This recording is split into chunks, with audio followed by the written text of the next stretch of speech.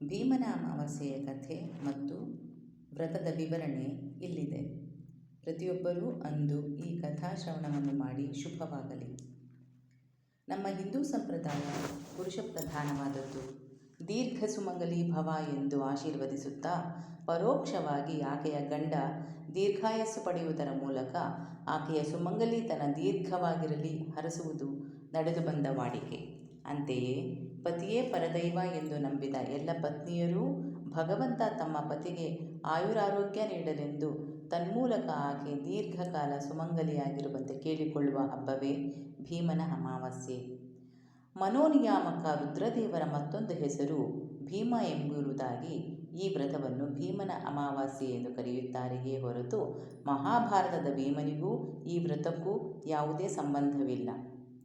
ವಿವಾಹಿತ ಹೆಣ್ಣು ಮಕ್ಕಳ ತಮ್ಮ ಗಂಡಂದಿರ ಶ್ರೇಯೋಭಿಲಾಷೆಗೆ ಭೀಮನ ಅಮಾವಾಸ್ಯೆ ಪೂಜೆ ಮಾಡಿದರೆ, ಅವಿವಾಹಿತ ಹೆಣ್ಣು ಮಕ್ಕಳು ತಮಗೆ ಮಹಾಭಾರತದಲ್ಲಿ ತನ್ನ ಹೆಂಡತಿಗಾಗಿ ಸೌಗಂಧಿಕಾ ಪುಷ್ಪವನ್ನು ಕಷ್ಟಪಟ್ಟು ತಂದು ಕೊಟ್ಟ ವಿರಾಟ ಪರ್ವದಲ್ಲಿ ಕೀಚಕನಿಂದ ದ್ರೌಪದಿಯನ್ನು ಧೀರನಂತೆ ಕಾಯ್ದ ಭೀಮನಂತೆ ಇರುವ ಗಂಡ ಸಿಗಲೆಂದು ಶಿವನನ್ನು ಭೀಮನ ಅಮಾವಾಸ್ಯೆ ಎಂದು ಪೂಜಿಸುತ್ತಾರೆ.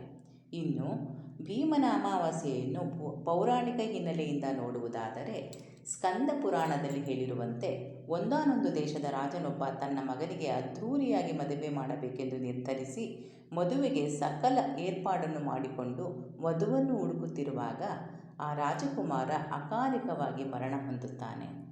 ಮಗ ಸಾವಿಗೀಡಾದರೂ ರಾಜ ತನ್ನ ಸತ್ತ ಮಗನಿಗೇ ಮದುವೆ ಮಾಡಲು ನಿರ್ಧರಿಸಿ ಯಾರು ತನ್ನ ಮಗನನ್ನು ಮದುವೆ ಮಾಡಿಕೊಳ್ಳುತ್ತಾರೋ ಅವರಿಗೆ ಅಪಾರ ಧನ ಸಂಪತ್ತುಗಳನ್ನು ಕೊಡುವುದಾಗಿ ಘೋಷಣೆ ಹೊರಡಿಸುತ್ತಾನೆ. ಈ ವಿಷಯವನ್ನು ಕೇಳಿದ ಒಬ್ಬ ಬಡ ಬ್ರಾಹ್ಮಣ ತನ್ನ ಮಗಳನ್ನು ರಾಜಕುಮಾರನ ಶವದ ಜೊತೆ ಮದುವೆ ಮಾಡಿಕೊಟ್ಟು ಅದರಿಂದ ಸಿಗುವ ಧನ ಕನಕಾದಿಗಳಿಂದ ತನ್ನ ಬಡತನ ನೀಗುತ್ತದೆ ಎಂದು ದುರಾಲೋಚಿಸಿ ತನ್ನ ಮಗಳನ್ನು ಅಂದು ಅಮಾವಾಸ್ಯೆಯಾದರೂ ಲೆಕ್ಕಿಸದೆ ಮದುವೆ ಮಾಡಿಕೊಡುತ್ತಾನೆ. ರಾಜನ ಆಸೆಯಂತೆ ಮಗನ ಮದುವೆ ಮುಗಿದ ನಂತರ ರಾಜಕುಮಾರನ ಅಂತಿಮ ವಿಧಿವಿಧಾನಗಳನ್ನು ಮುಗಿಸಲು ಭಾಗೀರಥಿ ನದಿ ತೀರದಲ್ಲಿ ಸಿದ್ಧತೆ ನಡೆಸುತ್ತಿದ್ದಾಗ ಇದ್ದಕ್ಕಿದ್ದಂತೆಯೇ ಗುಡುಗು ಸಿಡಿಲಿನ ಸಹಿತ ಕುಂಭದ್ರೋಣ ಮಳೆ ಸುರಿಯಲಾರಂಭಿಸುತ್ತದೆ.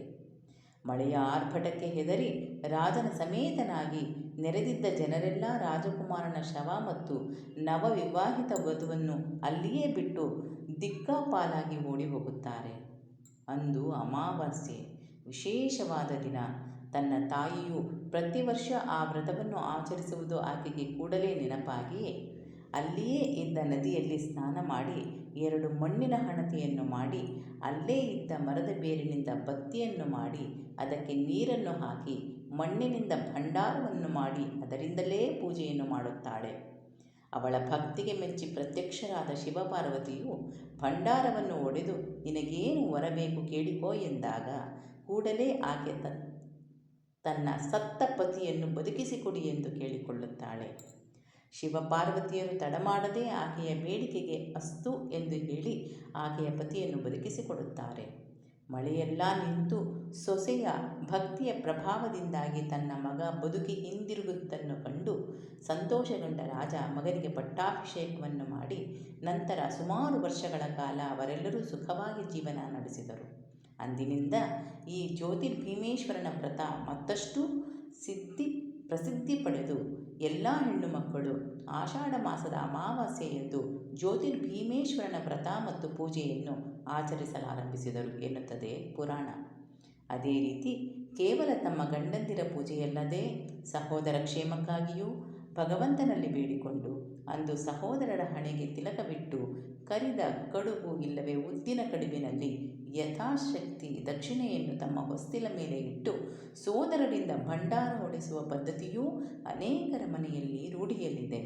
ಹಾಗೆ ಸೋದರರು ಒಡೆದ ಭಂಡಾರವನ್ನೇ ಪ್ರಸಾದ ರೂಪದಲ್ಲಿ ಎಲ್ಲರಿಗೂ ಹಂಚಿ ಆ ನಂತರ ಎಲ್ಲರೂ ಒಟ್ಟಿಗೆ ಕುಳಿತು ಭಕ್ಷ್ಯ ಭೋಜನವನ್ನು ಸೇವಿಸುವ ಪದ್ಧತಿ ಇದೆ. ಈ ಹಬ್ಬದ ಇನ್ನೊಂದು ವಿಶೇಷತೆ ಭಂಡಾರವನ್ನು ಕರಿಗಡುಬು ಮೈದಾ ಹಿಟ್ಟಿನಿಂದ ಮಾಡಿಕೊಳ್ಳಬಹುದು. ಇದನ್ನು ಮಾಡುವಾಗ ಇದರೊಳಗೆ ದುಡ್ಡು ನಾಣ್ಯವನ್ನು ಇಡಬೇಕು. ಇದನ್ನು ಹೊಸ್ತಿಲಿನ ಮೇಲೆ ಇಟ್ಟು ಪೂಜೆ ಮಾಡಬೇಕು. ಅಣ್ಣ ತಮ್ಮ ಇದನ್ನು ಒಡೆಯುತ್ತಾರೆ. ಅವರಿಗೆ ಆರತಿ ಮಾಡಿ ಒಳಗೆ ಇರುವ ದುಡ್ಡಿನ ಜೊತೆಗೆ ಉಡುಗೊರೆ ಕೊಡಬೇಕು. ಪೂಜಾ ವಿಧಾನ: ಆಷಾಢ ಮಾಸದ ಕೃಷ್ಣ ಪಕ್ಷದ ಅಮಾವಾಸ್ಯೆಯ ದಿನದಂದು ಆಚರಿಸಲ್ಪಡುವ ಈ ಹಬ್ಬ ಅಂತಹ ಹೆಚ್ಚಿನ ಮಡಿಹುಡಿ ಇರುವುದಿಲ್ಲ.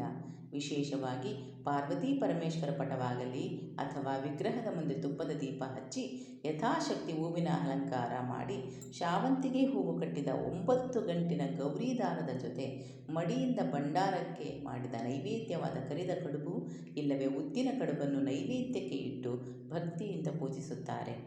ಪೂಜೆಯ ನಂತರ ಮನೆಯಲ್ಲಿರುವ ಎಲ್ಲ ಹೆಣ್ಣುಮಕ್ಕಳು ಮತ್ತು ಮುತ್ತೈದೆಯರು ಆ ಗೌರಿ ದಾರವನ್ನು ಎಡಗೈಗೆ ತಾಕಿಸಿ ನಂತರ ಬಲಗೈಗೆ ಕಟ್ಟಿಸಿಕೊಳ್ಳುತ್ತಾರೆ. ಹೀಗೆ ಕಟ್ಟಿಸಿಕೊಂಡ ಗೌರಿ ದಾರ ಭಾದ್ರಪದ ಮಾಸದಲ್ಲಿ ಗೌರಿ ಗಣೇಶ ಹಬ್ಬ ಮುಗಿದು ಗಣೇಶನ ಹಬ್ಬದವರೆಗೂ ಜತನದಿಂದ ಕಾಪಾಡಿಕೊಂಡು ಗಣೇಶನ ವಿಸರ್ಜನೆಯ ಜೊತೆ ಈ ಗೌರಿ ದಾರವನ್ನು ವಿಸರ್ಜಿಸುವ ಪದ್ಧತಿ ರೂಢಿಯಲ್ಲಿದೆ. ಹೀಗೆ ಪ್ರತಿ ವರ್ಷ ಶ್ರದ್ಧಾಭಕ್ತಿಯಿಂದ ಭೀಮೇಶ್ವರನ ಪೂಜೆ ಮಾಡುವುದರಿಂದ ಮನೆಯಲ್ಲಿ ಸುಖ, ಸಂತೋಷ, ನೆಮ್ಮದಿ ದೊರೆತು ಎಲ್ಲರ ಆಯುರಾರೋಗ್ಯ ವೃದ್ಧಿಯಾಗುತ್ತದೆ ಎಂಬ ನಂಬಿಕೆ ಇದೆ. ಇಂದಿನ ಕಾಲದಲ್ಲಿ ಮದುವೆ ಎಂಬುದು ಮಕ್ಕಳಾಟದಂತಾಗಿ ಈಗ ಮದುವೆಯ ನಂತರ ವಿಚ್ಛೇದನವಾಗುತ್ತಿರುವ ಸಂದರ್ಭದಲ್ಲಿ ಪತ್ನಿ ತಮ್ಮ ಪತಿಯ ದೀರ್ಘಾಯುಷ್ಯದಿಂದ ತನ್ನ ಸುಮಂಗಲಿತ್ವ ಮತ್ತು ದಾಂಪತ್ಯ ಜೀವನ 100 ಕಾಲ ಇರಲಿ ಎಂದು ಭಗವಂತನಲ್ಲಿ ಬೇಡುತ್ತಾ ಮಾಡುವ ಈ ವಿಶೇಷ ಪೂಜೆ ಅತ್ಯಂತ ಮಹತ್ವ ಪಡೆಯುತ್ತದೆ. ಅಂತೆಯೇ ಸಹೋದರಿಯರು ತಮ್ಮ ಸಹೋದರರನ್ನು ತಮ್ಮ ಮನೆಗೆ ಕರೆದು ಅವರಿಂದ ಭಂಡಾರ ಹೊಡೆಸುವ ಮೂಲಕ ಅದರ ಜೊತೆಯಲ್ಲಿ ಯಥಾದಕ್ಷಿಣೆಯನ್ನು ಕೊಡುವ ಮೂಲಕ ಭ್ರಾತೃತ್ವವನ್ನು ವೃದ್ಧಿಸುವ ವಿಶೇಷ ಆಚರಣೆಯಾಗಿದೆ.